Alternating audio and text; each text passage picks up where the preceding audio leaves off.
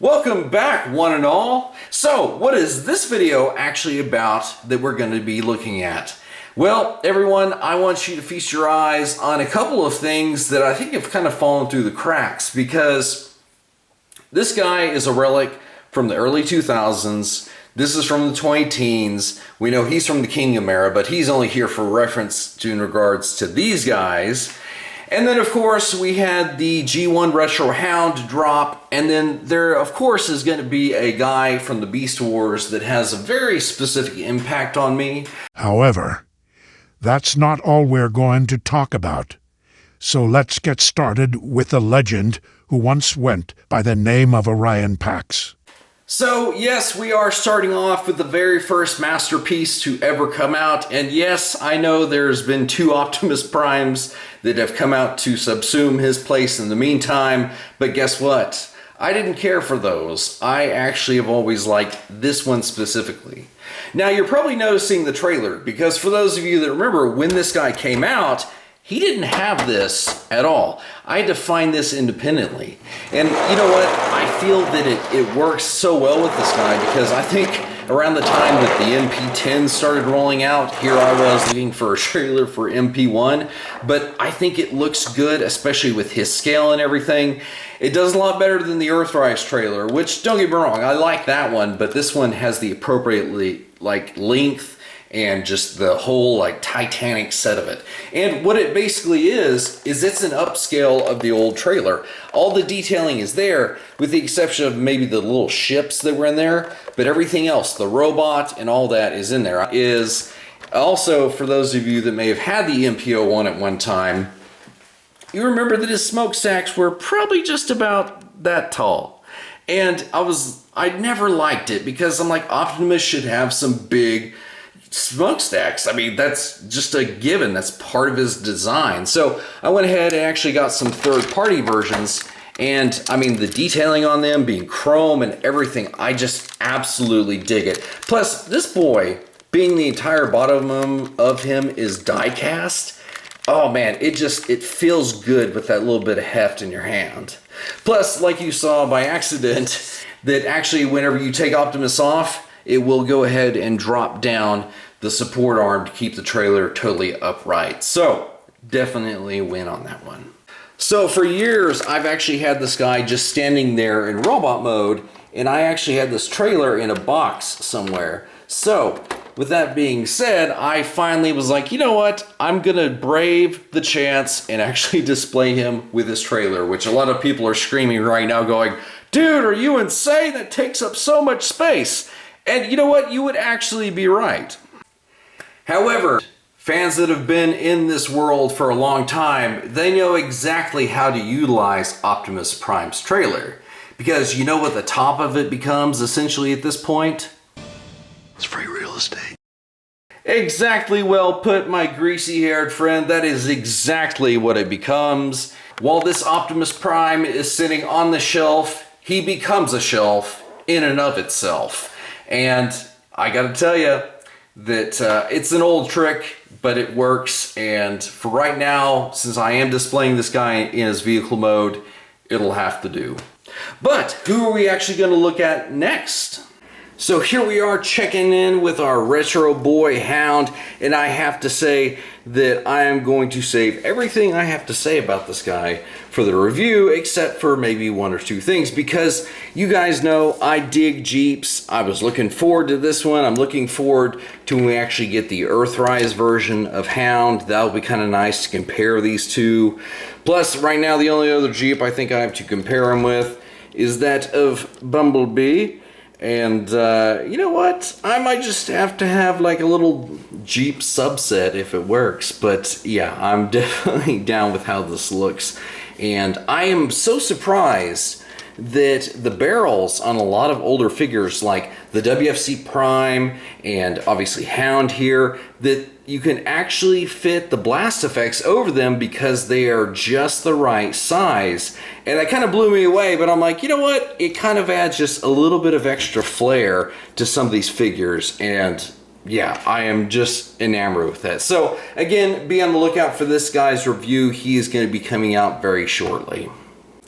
Now this guy right here, Oh boy, is he quite the example of a different age whenever this was considered Voyager. And you know, nowadays we get this as Voyager. So just let that sink in for a little bit, that he's somewhere between modern day Voyager and leader classes. And for a guy that you wouldn't think had all this amazing posability, everything from his knees to the rockers in his feet, and I mean, you can just see how crazy he's starting to get with his arms and everything. But long before there was Titan's Return, this guy might have been a stealth proof of concept, because he does the whole headmaster thing, and his jet mode is pretty sick. So, I mean, this guy, I can't say enough about Brainstorm. He's probably, out of all the headmasters and everything, he is probably my #1 favorite. And this guy, oh man, if we could use blast effects with him, you know how much I would totally be digging that. But I mean, the boy's wingspan is just impressive, and it's huge. I mean, you saw how he looked compared to Metal Hawk, because Metal Hawk has what I consider a very decent wingspan. And this guy, I mean, he's probably got a full inch or two wider than Metal Hawk. So again, that's impressive. However, let's go ahead and see how this boy's sick jet mode looks. So much like the Titan's Return, you just go ahead and pull the head off and all the accessories.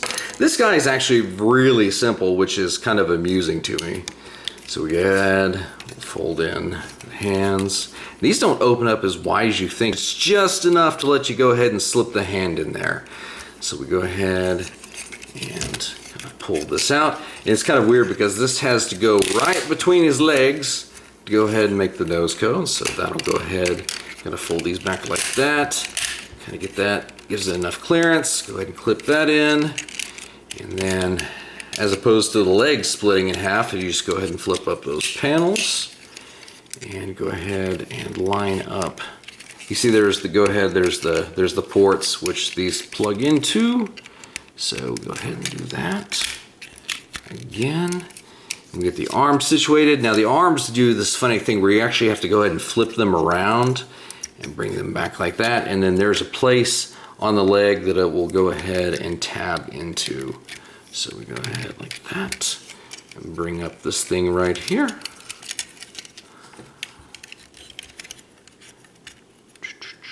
Where's the, oh, okay, yeah, because you have to bring this elbow back like that for it to line up. Go ahead and flip up the other fin. Oh, and something that we did forget is that in Brainstorm's cockpit here, you can see that it does the old reference to the stats that whenever you would plug in the head.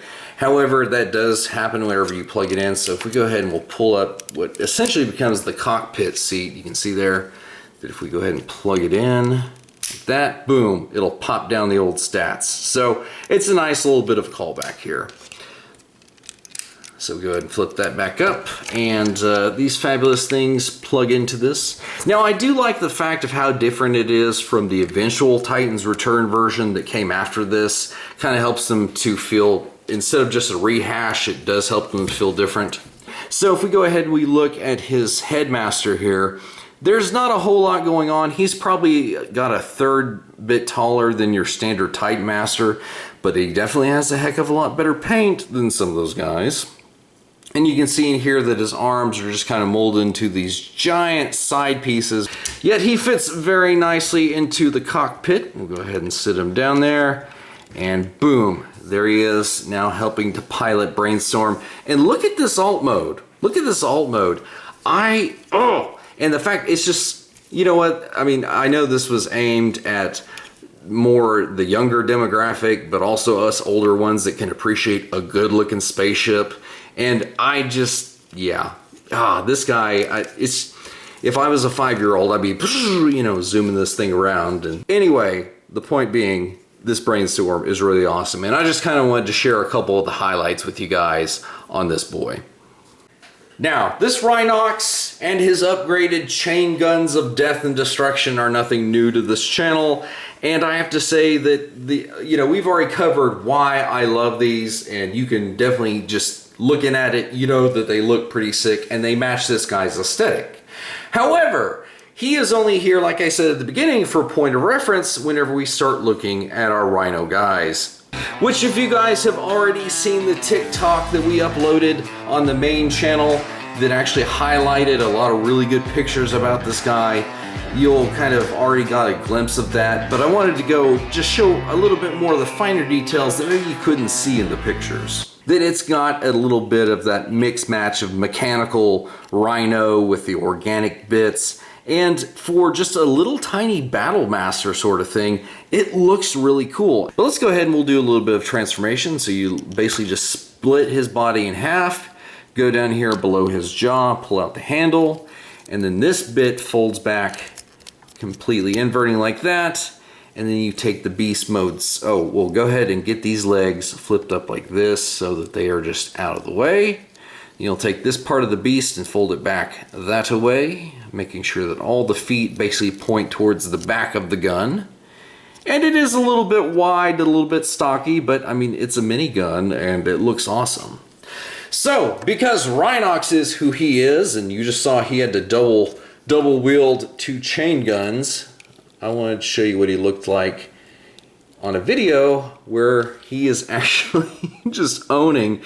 It's kind of meta, yeah, him wielding alternate universe versions of himself that turn into 2 giant, 2 miniguns. And I think that he could totally rock this. And I don't know, I might go ahead and keep it this way. It is kind of funny in a way, but it does look good. And I do enjoy having these guys now. So this is one purchase that buying 2 of something, I didn't regret it. However, when we take a look at the group shot here, we notice that both Optimus and Megatron have their own little Beastmaster. And when we look at Megatron in isolation, you can see that he has his own backup to match his beast mode. Now, for those of you that may be lost, this is based on the pre-Beast Wars cartoon Crocodile Megatron, the concept they were going with.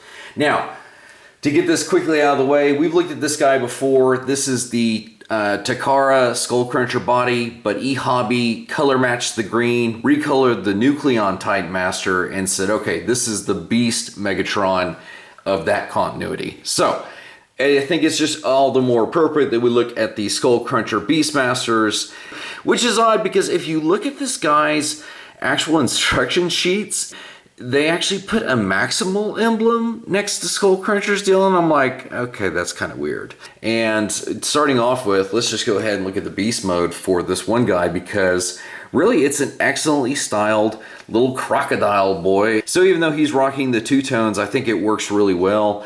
And his articulation is pretty much in the legs, and he can open his jaw, which, for a crocodile, are you really wanting anything else? However, you see that whenever they do convert into rifle mode, that it's actually really kind of cool and compact. And to be honest, I like it a little bit more than the Rhinox minigun that we were just looking at. Now, what is unique about these guys is that it seems that Megatron's Skullcruncher blasters are the only ones that have that feature. And you can see that Meg's rocking these 2 blasters. Man, they just look awesome. And again, I think that's what makes these probably my favorite out of all the ones that I've gotten. That is just awesome altogether. However, what would a Megatron be without an Optimus to face off against? So if we go ahead and we take a look at this version of Optimus Primal from the movies, you can look at the detailing. I really like how it's got the blasters forming the outer bits of the arms, and how he does have that traditional simian pose. I don't really mind the gun grip protruding out of his back, but look at the detailing on the chest and even the face and everything else. And I mean, it's a very well, just kind of very tiny representation of the guy that you'll see in Rise of the Beasts. And I think it does excellent in beast mode. Now, if we go ahead and look here at the rifle mode for Optimus Primal, it's a little bit chunky for my liking, but it's not just overly terrible. Again, I think it's a little more clunky than Meg's, but it does the job. And so if we want to see how this guy transforms, basically you start by rotating the gorilla head. We're going to pull these out, and basically you're just going to pull his gut up to form this area over here, and then go ahead and flip these out right here. Now, these are actually tabs right here, and they have to go into this little section right here, because you're going to pull the arms down, and it's going to slide down like this, kind of towards the center of the body. Okay, there is one. You're going to pull the other arm in here like that. And you're just going to kind of make sure that that tab right there, you're just going to kind of have to feel it go into the slot. And there you go. Pull those together. And you're going to pull the monkey feet up like that. And there you have the other blaster. And so here's Optimus double wielding himself again. Very meta, like we saw with the previous two guys. And he doesn't look bad. I kind of like how he's just got these big chunky blasters of himself, I guess. And it rocks the look. However, I was looking at the Croc Megatron, and I was thinking his nemesis is actually the Bat version of Optimus Primal. And as you can see here, even the Bat version rocking the blasters, I like how that looks. So again, if you had these guys all weaponed up and everything, I think it would look pretty cool too. So moving on, I did want to go ahead and address something else, is that I recently picked up Armada Hoist. Now, what's interesting is Aaron Archer, for some reason, whenever he designed the head for Hoist, he designed it on Beast Wars Dinobot, which kind of makes sense because they ended up using this guy at BotCon years later and recolored him using him as the pre-Earth version of Dinobot. And so one day I was kind of looking around on eBay and they were actually selling this specific accessory for this mold. And I thought, you know what? It doesn't really matter because I could probably use Hoist as a pre-Earth Dinobot if I wanted to, because there is no set rule that he had to be the same brown color with the same Velociraptor stripes in his pre-Earth mode. That doesn't make any sense. It could have been a coincidence, but I kind of like the idea that maybe he had this color scheme and this is the way he looked. And you know what? It's however I want to use it. That's the great thing about Transformers, you guys, is that if we want to use it for something other than its intended usage, 99 times out of 100, it pretty much works. Which, speaking of that, this is just kind of a prototype of what I wanted to go ahead and bring out about DevCon, because the thing is, with his wings in his robot mode on his arms, that's too much wing there, whereas he has the inverse problem of not enough wing showing in probably his vehicle mode. So what I decided was, since he has those ports on the side of his vehicle mode, what I'm going to do is I'm going to go ahead and take these wings. I'm going to go ahead and plug them in that combat port, and I'm probably going to take off his cartoon accurate little mini wings, because again, I think it junks up the robot. Whereas I feel that I kind of want to make a unique custom winged alt mode for DevCon. So this is just kind of a rough example of where I'm going to go with it. It's going to have angled wings, but I do kind of like how this looks with, I mean, these are actually Generation 1 Thundercracker wings that somebody was selling on eBay. And I'm like, well, I know he's not exactly molded like DevCon, but this kind of hopefully gives me a foregleam of what that might eventually look like. However, let's get back to some BC boys here. This guy in his original heyday shell formed like crazy. And the thing is, I think that a lot of people, especially in recent years, have come to really love, well, some people call him Aqua Sting, but his actual name is Injector because he's a lionfish and a hornet. And you know what? I am digging the monstrous sort of effect on this guy, because when we look at Silverbolt and Quick Strike, their robot modes, despite having kind of freakish shapes to them, their head was somewhat proportionate to their body. Well, our boy Aqua Sting over here, a lot of people are like, well, look at that giant head. And even if you just take just the face of it, that is definitely not in proportion to his robot chest, which the dude is jacked, and that's kind of strange, to be honest. But I love it because you think about it, if Silverbolt and Quick Strike's stasis pods were damaged bad enough and they managed to integrate their beast modes together smoothly, who knows, maybe this guy, we could say in his fiction, maybe his stasis pod was even more damaged and it couldn't incorporate the two beast modes as smoothly. Critical scanner damage. Replication error. Data tracks not recoverable. So that's why he's real monstrous. But I just love this guy, man, because he stinks so bad that he goes past infinity, comes back, and he's kind of awesome. And he is just got this one main gimmick, is like he would spring forward in beast and or robot mode. And these are supposed to be like poison stingers that deliver cyber venom, paralyzing his victims or whatever, causing blindness and eventually paralysis, allowing the carnivore to eat at its leisure. But yeah, for this monstrous boy, I really liked it. I wanted it as a kid, and even though I got it as an adult, man, I just like Aqua Sting. He's a favorite among my Predacons. So my human friend was going to show some video footage about another favorite Predacon of his. However, those dastardly Predacons deleted some of his clips. They and their version of Megatron are as much of a pain as the original Megatron's Decepticons were. However, my friend has decided to proceed and jump right in with what footage he does have. And don't get me wrong, I think there's something that's kind of funny about a giant bull wheel thing with a drill sticking out from underneath its main bit here. But if we go ahead and transform this guy, we'll go ahead and flip down this a little bit, and his head has to come up initially for that to kind of swing around where it needs to be, so that this can kind of come around here. Then we put his head back down, and all this kind of comes around like that. And there is our boy in robot mode. This guy actually appeared in a deal that we've shown on the main channel. I think it was Leo Prime's video called The Ascending. And oh, I tell you what, this guy was Magmatron's right-hand man.